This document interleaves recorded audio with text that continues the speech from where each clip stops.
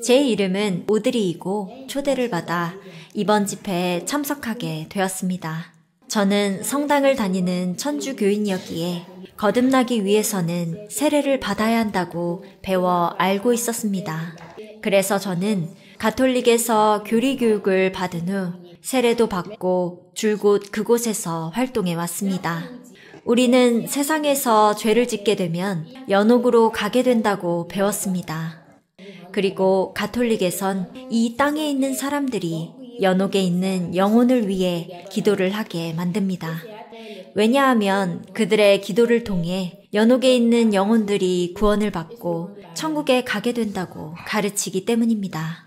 그 말을 믿은 저는 연옥에 가게 될 것이고 성경을 사랑하는 내 가족들이 나를 위해 기도를 해줄 것이기 때문에 그들과 함께 천국에 가게 될 것이라고 생각했습니다.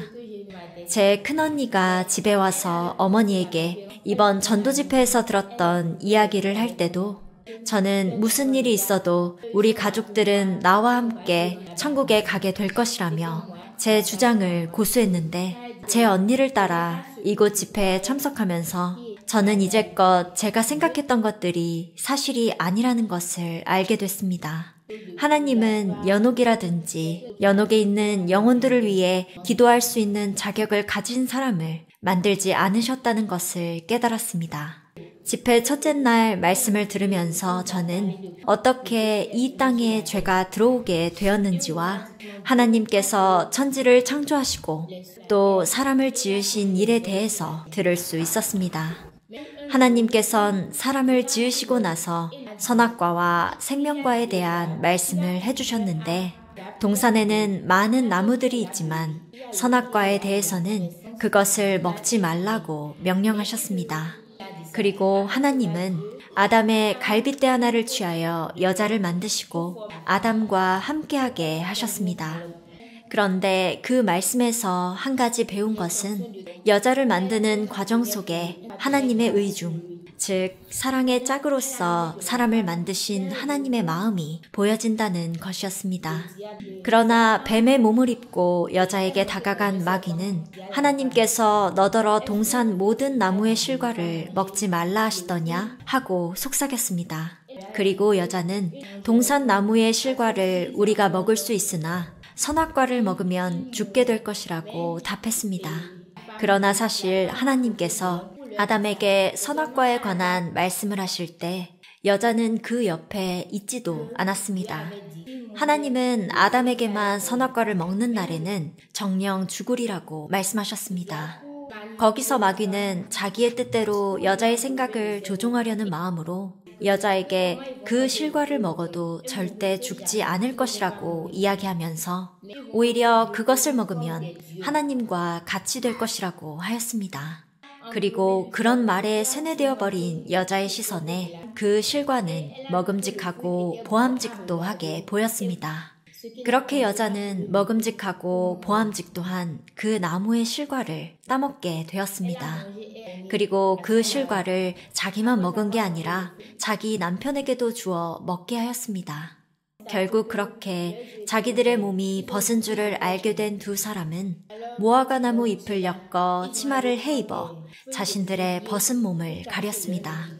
그때 하나님께서는 동산에서 그들을 찾으셨습니다. 아담은 하나님의 음성을 듣고 자신이 두려워 숨었음을 하나님께 고하였고 하나님은 그런 아담에게 선악과를 먹었는지 물으셨습니다. 그리고 아담은 하나님이 주셔서 나와 함께하게 하신 여자, 그가 그 나무 실과를 내게 주므로 내가 먹었나이다 라고 하며 자기에게 책임이 없다는 듯이 대답하였습니다. 그리고 하나님은 여자에게도 어찌하여 그렇게 하였는지 물으셨는데 여자 또한 뱀을 핑계로 대며 모든 책임을 뱀에게 돌렸던 것을 볼 수 있었습니다. 결론적으로 이 일을 인하여 하나님은 뱀을 저주하시며 내가 평생을 배로 다니고 흙을 먹을 것이라고 말씀하셨고 이후에 아담과 하와를 에덴 동산에서 내보내셨습니다. 그렇게 인간 조상인 아담의 불순종으로 인하여 죄가 이 땅에 시작된 것이었습니다.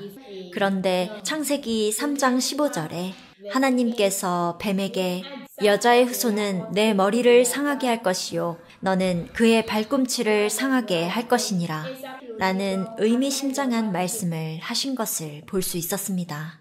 에덴 동산에서 쫓겨난 아담과 하와는 후에 가인과 아벨을 낳았는데요. 세월이 지난 후에 그 자식들은 하나님께 제사를 드리게 되었습니다. 그런데 하나님께서 아담과 하와를 에덴 동산에서 쫓아내시기 전에 그들의 벗은 몸에 친히 가죽옷으로 입혀주신 일을 기억하실 겁니다. 그 일은 죄를 씻기 위해서는 피 흘림이 있어야 한다는 것을 우리로 알게 하는 것이었습니다. 하나님은 짐승으로 피를 흘리게 하고 그 가죽옷을 아담과 하와에게 입히셨던 것이었습니다. 시간이 흘러서 양치는 자였던 아벨과 농사를 짓는 사람이었던 가인은 하나님께 제사를 드리게 됐는데 아벨은 양의 첫 새끼와 기름으로 가인은 땅의 소산으로 제사를 드렸습니다. 하나님은 아벨의 제사만을 받아주셨습니다. 왜냐하면 아벨의 제사에는 피 흘림이 있었기 때문이었습니다. 하나님께서는 피를 보시고 그의 제사를 받아주신 것이었습니다. 하나님은 아벨을 보시고 그 제사를 받으신 게 아닙니다. 하나님은 짐승이 흘린 피를 보시고 아벨과 그 제물을 받아주셨습니다. 그런데 문제는 그 일을 보고 분노한 가인이 화를 참지 못하고 결국 동생 아벨을 죽이게 된 것이었습니다. 가인은 하나님께서 아벨이 어디에 있는지 물으셨을 때도 화를 감추지 못하고 자신이 아우를 지키는 자냐고 대답하였습니다. 그렇게 이어지는 집회 둘째 날에는 죄에 대해서 이야기를 들었는데 예수님은 인생들에게 진리를 알지니 진리가 너희를 자유케 하리라 라고 말씀하셨고 또한 내 아버지의 뜻대로 하는 자에 대해서 말씀하셨는데 아버지의 뜻은 그의 아들 예수를 보고 믿는 자마다 영생을 얻는 것이었습니다. 유대인의 관원 중에 니고데모라 하는 사람과 예수님의 대화 내용이 요한복음에 기록되어 있는데 예수님은 하나님 나라에 대한 말씀을 하시면서 반드시 거듭나야지만 하나님 나라에 들어갈 수 있음을 밝히셨습니다. 니고데모는 놀라며 어떻게 사람이 거듭날 수 있는지 어머니 태에 다시 들어갔다 나와야 하는 것인지를 물었습니다. 예수님은 그런 니고데모에게 물과 성령으로 거듭나야 한다고 말씀해 주셨습니다. 물과 성령으로 거듭나는 것은 세례 따위로 되는 것이 아니었습니다. 가톨릭에서는 제 머리에 물 몇 방울을 뿌리며 이렇게 세례를 받았으니 당신은 거듭난 것입니다 라고 했었습니다. 그런데 성경 말씀에 있는 거듭남은 그것이 아니었습니다. 물과 성령으로 거듭난다는 것은 말씀으로 거듭나야 함을 뜻하는 것이었습니다. 우리는 그 말씀을 알아야 하고 그 말씀을 마음으로 받아 구주이신 예수 그리스도를 믿어야 합니다. 또한 우리의 죄를 인정하고 하나님께 그 죄를 회개해야 합니다. 제가 가진 죄를 생각해 보자면 만약 예수님께서 십자가에 달려 피 흘려 죽지 않으셨다면 저는 죄 씻음을 받지 못했을 것이고 따라서 저는 지옥에 가게 됐을 것입니다. 예수님이 안 계셨다면 저는 죄로 인하여 당연히 지옥에 가게 됐을 것입니다. 하나님은 말씀을 통해서 여호와의 이름을 망령되이 일컫지 말라고 하셨는데 저는 심지어 거짓말을 할 때도 여호와의 이름을 망령되이 사용했습니다. 또한 집에서 부모님이 저에게 심부름을 시키면 그 일을 하기도 전에 투덜거리기 시작했었습니다. 어떤 때는 심부름하기가 싫어서 가게에 주인이 있는데도 주인이 오늘은 문을 열지 않았다고 한다든지 주인이 교회를 가서 오늘 장사를 안 한다고 하며 여러 가지 거짓말로 심부름을 하지 않았습니다. 그러나 그런 제가 이번 집회에 참석하여 예수님에 관한 말씀을 들으면서 제가 태어나기도 전에 예수님께서 저의 죄를 다 씻어주셨다는 것을 알게 되었습니다. 이제껏 지은 죄와 미래의 모든 죄를 다 씻어주셨습니다. 예수님은 십자가에서 흘리신 피로 이 모든 일을 이루셨습니다. 사람들은 지금 이 순간에도 예배당에 나가서 기도하며 하나님께 자신들의 죄를 씻어달라고 기도하는데 이미 다 씻어주신 분에게 또 씻어달라고 하는 게 말이 됩니까? 그러한 기도를 드리는 것은 자신의 죄를 계속 쌓는 것인데 그러한 행위를 하면서 어떻게 죄에서 벗어날 수 있겠습니까? 사람이 더러운 것을 토해냈는데 그 토한 것으로 자신을 깨끗하게 할 수는 없는 것입니다. 그것은 마치 계속해서 더러운 짓을 하면서 여전히 흙탕물 속으로 빠져드는 것과 같습니다. 우리의 죄가 씻겨진 것은 예수님의 피로 말미암은 것이고 그 피는 절대 지워지지 않는 피입니다. 그런데 사람들은 이러한 사실도 모르는 채 계속해서 죄를 사해달라고 간청하고 있습니다. 이것이 제가 이번 집회에서 이해한 바입니다. 이번에 성경을 읽으며 가장 마음에 와닿았던 말씀이 있는데 히브리서 10장 14절부터 18절까지의 말씀입니다. 저가 한 제물로 거룩하게 된 자들을 영원히 온전케 하셨느니라.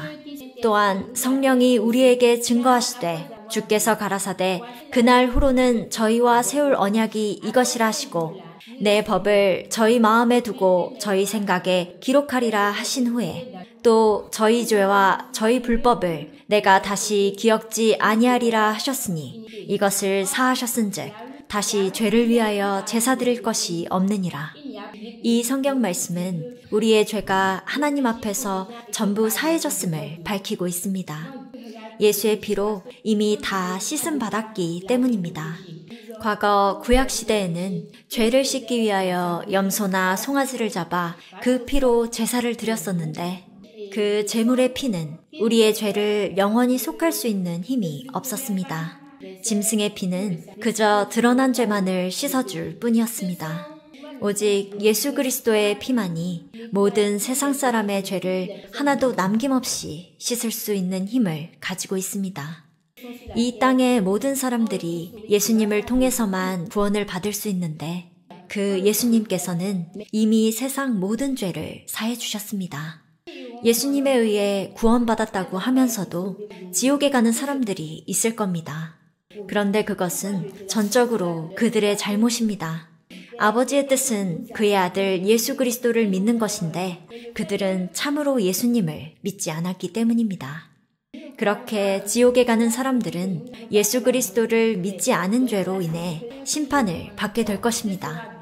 제 이야기를 마치겠습니다.